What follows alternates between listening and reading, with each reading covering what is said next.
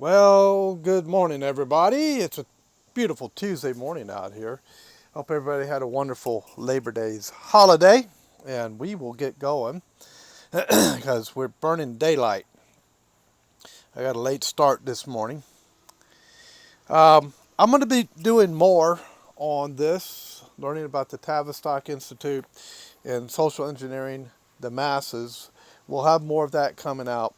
Um, I'm doing more research on it, and we'll give you more detail on what happened with all of that, all the way from the mid 1940s all the way up till today.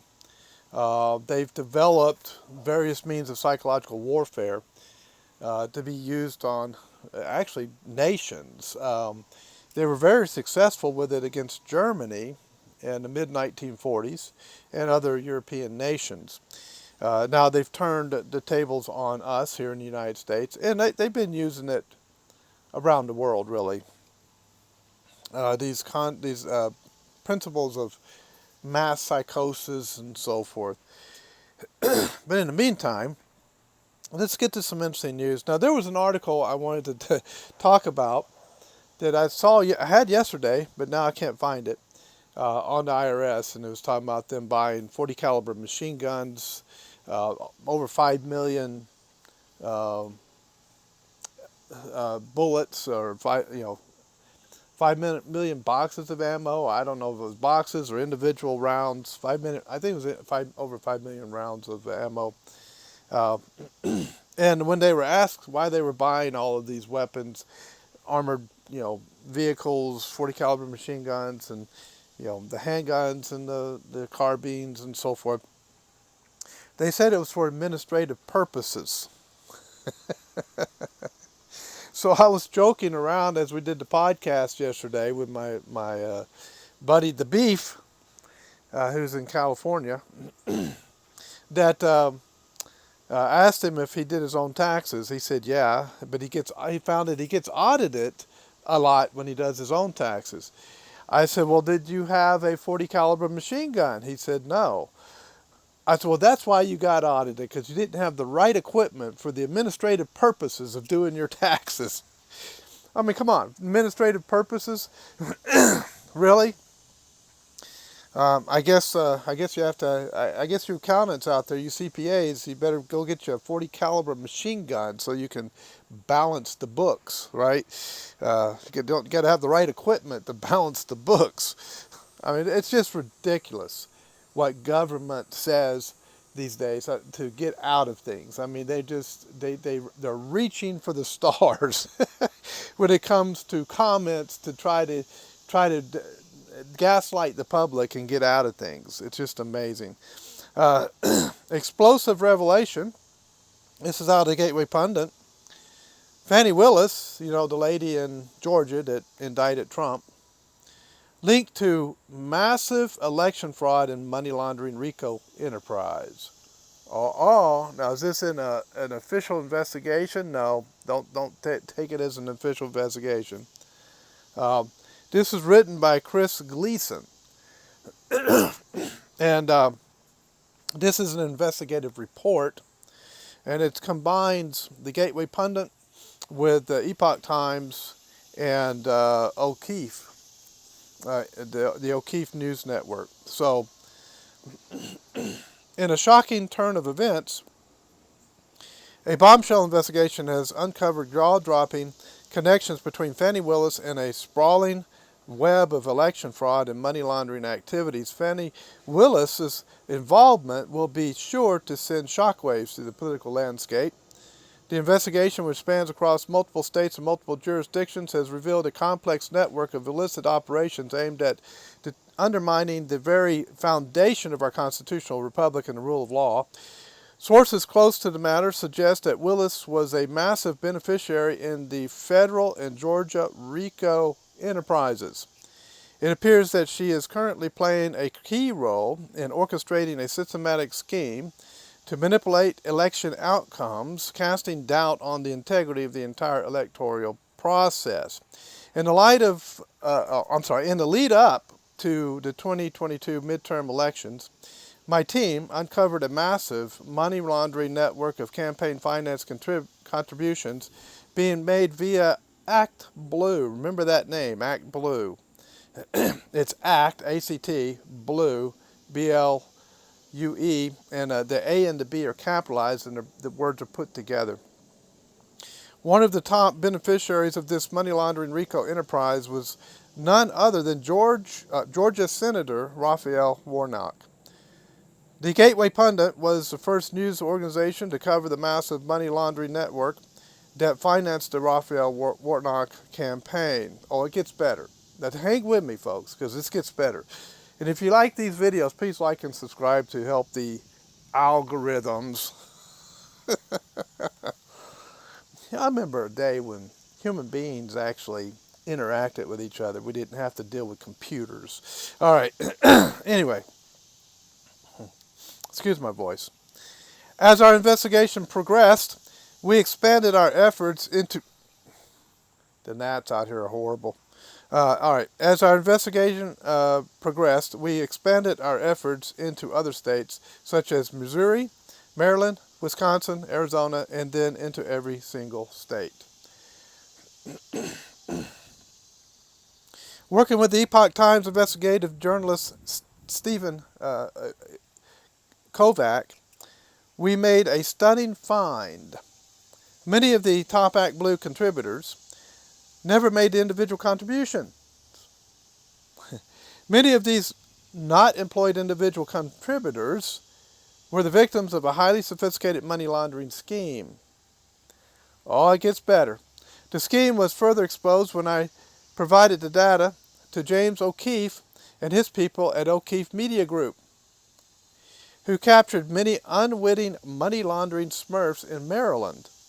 This massive ongoing money laundering operation involves wire fraud, evasion of campaign finance limits, structuring of financial transactions, tax fraud, nonprofit fraud, identity theft, and elder abuse. The RICO operation is still in operation today because there are no law enforcement agencies apparently and no courts that are willing to make these people responsible for their corruption. The RICO operation is still in operation today, using the identities of unwitting elderly. Why are they always picking on the elderly?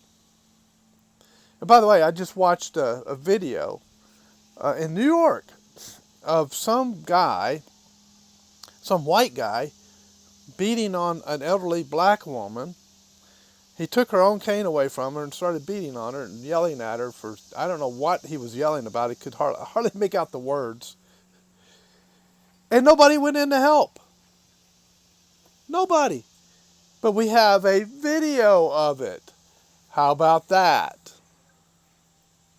Instead of putting your phone down and rushing out there and whipping the crap out of that guy, which he looked like, I would have handled him very, very easily, folks. I mean, the fight would have been over in 3 seconds. The guy was nothing, okay? Where are the men in our society? Step in and handle the situation. Sorry, my voice started doing this as soon as I turned the camera on. Handle the situation. Be a man. Tell somebody else to call 911. You get in there and whoop the crap out of anybody that does that. I saw another one in San Francisco. This one I was very proud of. Guy goes in. He's got the whole mask, the dark clothing and everything. And he tries to rob a store. And the next thing you see, he's being shoved out of the door. Guy with a bat in his hand. The store owner with a bat in his hand, beating the crap out of him. As the guy's trying to as he's being, thrust out the front door. His robbery attempt was unsuccessful. Now that's a man. I mean, come on. Men are men and women are women, and that's it. Let's stop this nonsense, this idiocy. All right, anyway. let me get back to the article. I sidetracked myself and got all upset. All right. Using the identities of unwitting elderly and other Democrat voters, they're eating their own. It's crazy. Well, the Republicans do this too. You know that the Republicans down in Georgia, the Rhino Republicans, were doing this. This is not integrity, folks. I'm going to be talking about this in a moment. This massive RICO money laundering enterprise is the fuel for the entire election fraud RICO operation. Who else was involved? Oh yeah, Alvin Bragg. He also indicted Trump. The criminal money laundering enterprise operates at the federal, state, and local levels. That's a big operation. The first local elected official identified as part of this ongoing money laundering operation was Alvin Bragg. Alvin Bragg received massive numbers of campaign finance contributions from the network of individuals who had been identified as Smurfs. The investigation into Alvin Bragg also helped to uncover the use of prepaid credit and debit cards in the structuring of the campaign finance contributions and the payment of ballot harvesting mules. Isn't this the same thing that scammers do when they call elderly people on the phone and scam them out of their money?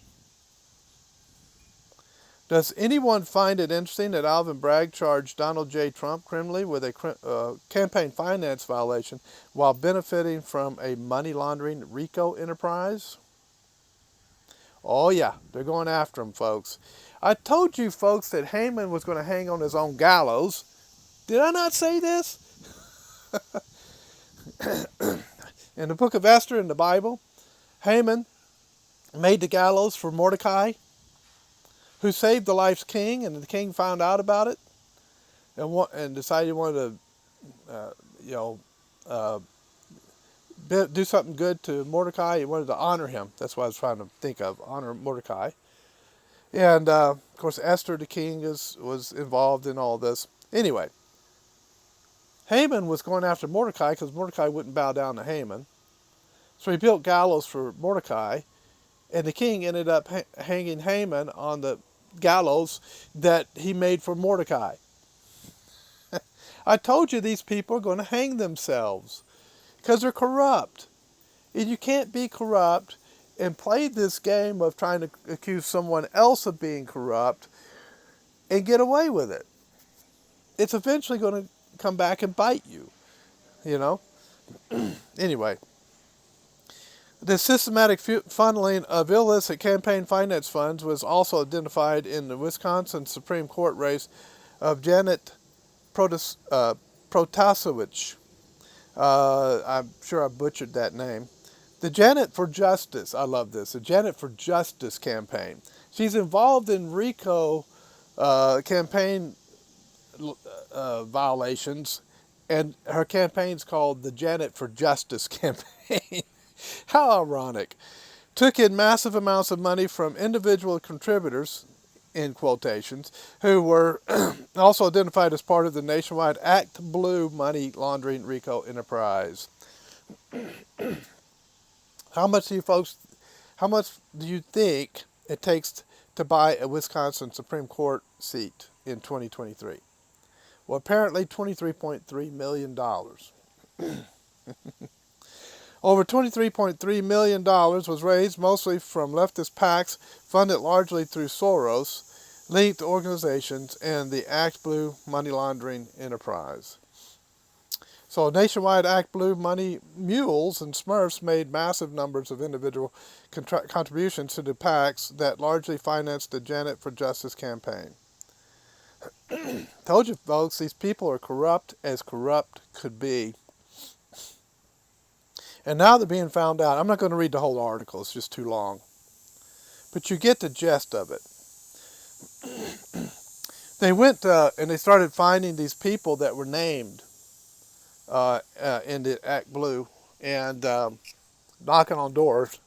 And they found out that a lot of these people didn't contribute any money to anybody's campaign that they were said to have contributed to. They found 220 in the Fani Willis campaign that found 222 blank data, no information reported for contributions. These are the people that were being scammed. So, I know that the Trump haters and the we the people haters out there are running around rejoicing over these indictments of Trump. But stand by, because public opinion is going to indict your people, because are the people, the people who are corrupt, who are going after a man who's not corrupt. We're going to indict them, and we're going to do it on social media, because we don't have any illusions that the courts are going to do anything. I told you folks, we're going to have to figure out how to deal with the courts, because they're corrupt too. All right. According to this article, it was all a hoax. Over 80 Canadian Christian churches burned down over a 2-year media lie. We need, it says, we need your help. No, that's not it. Let me go down here. For 2 years, Christian churches in Canada have been set ablaze. The reason? A story published by left-wing activists in the media claiming that scores of indigenous children were burned on the land where these places of worship sat. Churches have been burned in Alberta, Saskatchewan, and Nova Scotia, Saskatchewan, I should say. Almost all were on indigenous land, destroyed apparently in response to deaths of the children who were removed from their families, sent to schools in a policy of forced assimilation. Was this story fact-checked before the media incited arsonists and unleashed them on churches? Absolutely not. After all, liberal democracy, it's a small writing. There we go. After all, liberal democracy prioritizes emotion and violence over facts. Now, however, we know the entire 2-year saga was a massive hoax thanks to 2 major excavations that found no evidence of burned children. The sad truth is that crazed left-wing animals torched at least 81 Christian churches, all based on a left-wing media lie. And we're the ones that are putting out misinformation? I don't think so. Meanwhile, the government, led by Trudeau, some believe he was Castro's son, gave their seal of approval for these arsons by sitting back and watching it all unfold without doing anything to stop it. Have we turned into a society of cowards? Have we? Cernovich on X, which was formerly Twitter, said this: a number of people are claiming it's only 81 churches that were burned down by terrorists as a result of a media hoax. This presumes the media covered every fire. The same ones who lied about the mass graves, evil stuff. He said thousands of churches were burned down in retaliation for this hoax. No charges filed. Canada is an occupied country. And they have a picture here of an investigation, it looks like. Here's a picture of Canada's Theatre Kid Prime Minister taking advantage of a saccharine photo op. It says, whoops, remember those unmarked children graves? And they've got all these marks on the ground, these red flags sticking up out of the ground all over the place, like you would do on a crime scene. It says, remember those unmarked children graves? They were discovered at a Catholic school in Manitoba. That were discovered at a Catholic school in Manitoba. They were just rocks, like the rocks in the head of Trudeau. All right, so Anyway, this is how that. So that's how psychological warfare works, folks. Project Bluebird, MK Ultra, Project Mockingbird. These are means of, where are we? 20 minutes? Okay. These are means of effecting psychological warfare. Look those up. Learn about them. Project Bluebird, or Antichoke. Project Mockingbird, you know, using the media to spread lies. These are CIA projects, by the way. These are CIA operations. MK Ultra was a really bad one. It was horrible. People suffered horribly from MK Ultra. And it was designed to learn how to brainwash people, basically. These are not conspiracy theories. They are facts. Just look them up. They're historical facts that these things occurred. And there are many, many more operations I could talk about. So, let me go to X real quick, and then we'll talk something in the scriptures that I want to talk about. Israel there was a war, basically, in the streets of Tel Aviv between two factions of immigrants from Africa. They were rival tribes from what I could tell, and just a big, huge riot on the streets between them. And basically, Israel said, "You done messed up, and you're all going, bunch of you are going to prison, and a bunch of you are getting deported." So here's the guy that beat the guy out of his store in San Francisco. There's direct government censorship of the internet now occurring in Europe, and that's a big report that came out. Directed energy weapons, a new look at an old technology. I put this one on for those who think it's a conspiracy theory. Remember, today's conspiracy theory is tomorrow's fact. No one knows that better than the CIA. But directed energy weapons are not a conspiracy theory, folks. They're real. Just look them up. The United States Navy was the first ones to begin to make progress with this technology. So, international call for Anthony Fauci and Bill Gates to be immediately indicted for fraud and mass murder.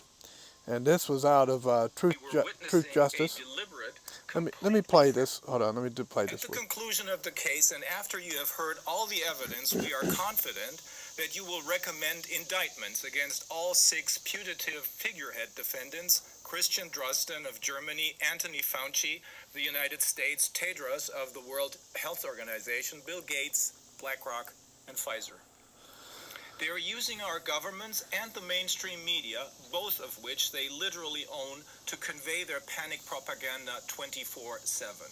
Right from the start, we were witnessing a deliberate, completely senseless banning of normal, effective, and safe methods of treatment of respiratory diseases, and instead a mandate of treatments that must now be considered serious medical malpractice. Intubation, remdesivir, midazolam. Okay, we'll stop there. I'll get myself into trouble. Anyway, I'm just reporting that this is going on at The Hague, and this was a testimony that was put out by John O'Looney will hold on. explain how he... It's long, so I don't have enough time to get it all in. But the testimony that was given at The Hague by Rein's, I can't remember his name. It doesn't show his name on here, but I remember who he is.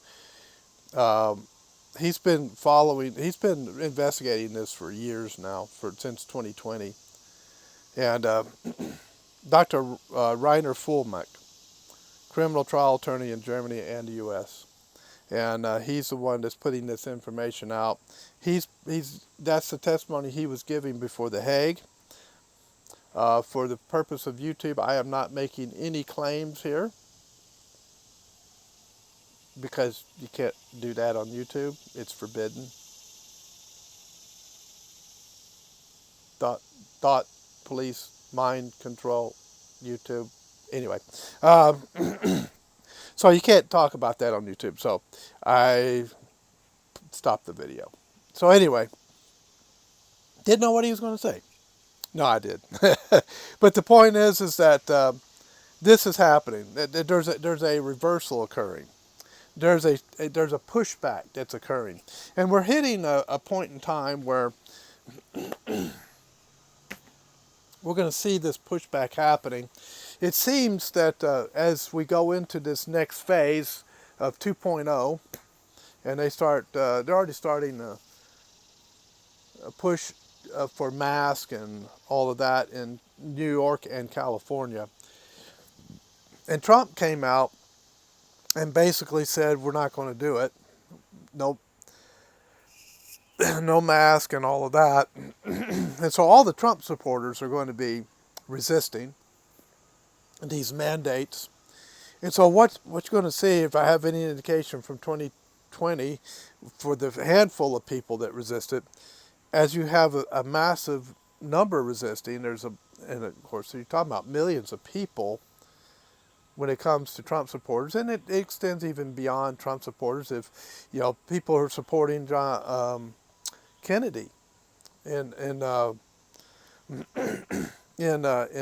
Democratic side, they're going to resist too. And so I think we're going to see clashes occurring over the next few months and the dividing line, of course, will be between masked and unmasked. Businesses that refuse to close to those who will obey the order. There's going to be a big divide. That divide that occurs is going to be really clear here in a couple months from what I can demise. So what I think is going to happen is there's going to be a big clash, a huge clash between those who are supporting the mandates and those who are fighting against them. It's going to be a big clash. So, all right, now, hopefully it won't get too violent or anything like that, but we'll see. We'll see what happens. All right, let's hope for the best. Now, 1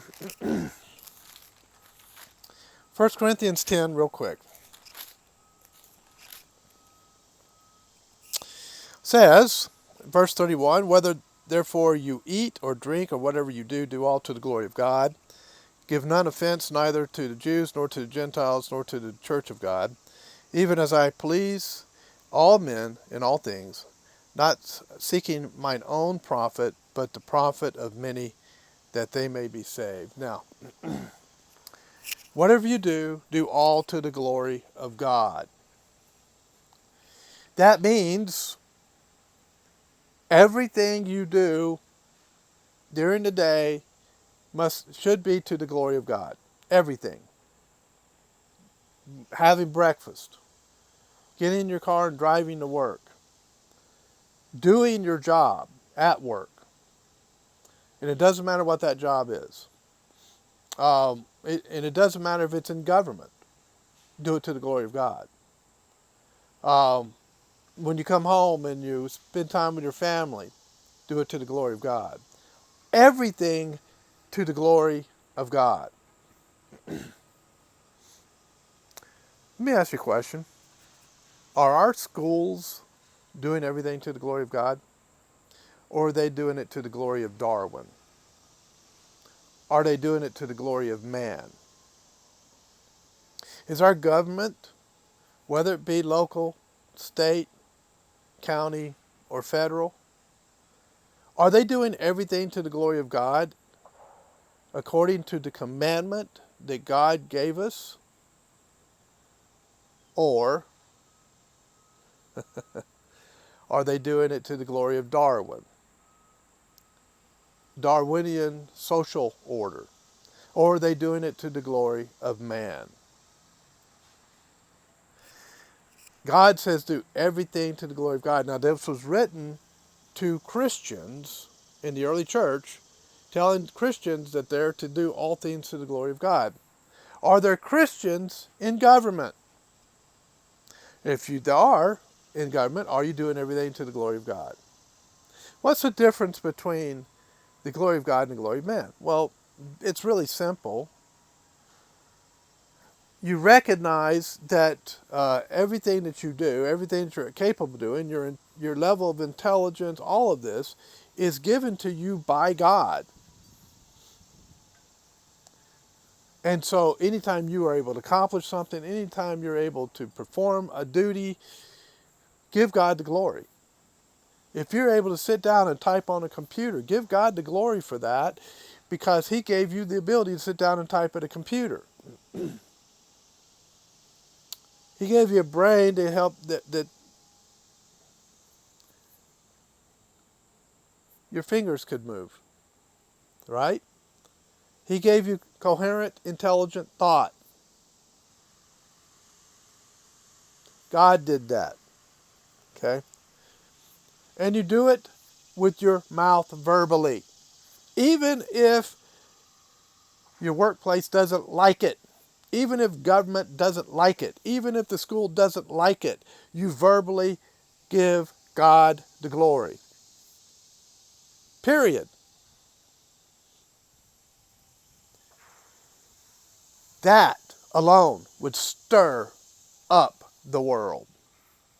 That alone would bring an upheaval in society. Because people don't like that.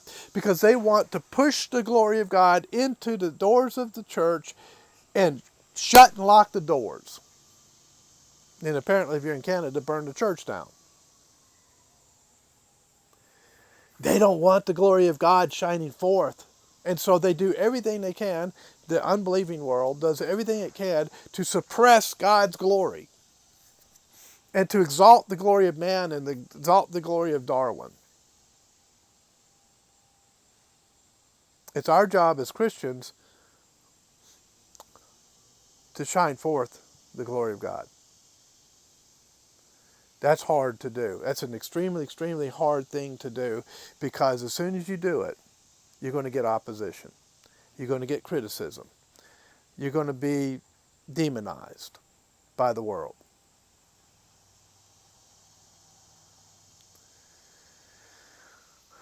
We see the results of the glory of man. It's a disaster. Let's start giving God the glory in everything we do. And let's not be afraid to do so.